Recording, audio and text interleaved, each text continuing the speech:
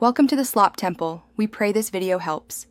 Open the trunk and fold back the trunk liner to expose the taillight access panel. Use a flat trim tool to pry out the retaining clips carefully to avoid ripping the liner. Remove two 10mm nuts and one 16mm socket fastener that secure the taillight housing to the body. Keep hardware in a small tray.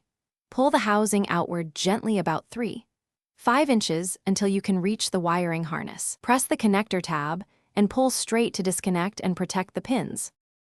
Identify whether your Optima uses a standard 1157 dual filament bulb or an OEM LED module. If it is a bulb, grip the socket and turn counterclockwise 1/4 turn to release it from the housing.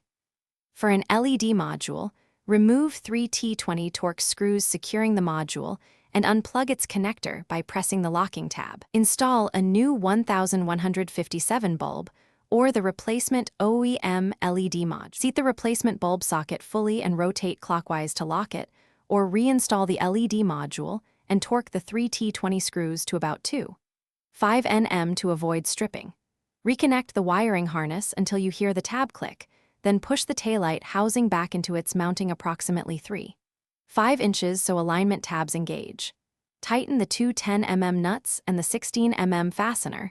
Snap the trunk liner clips back in place. And test the brake lights with a helper by pressing the brake pedal and cycling turn signals and reverse lights.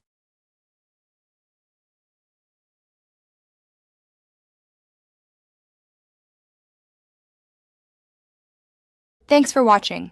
Consider subscribing if we helped you.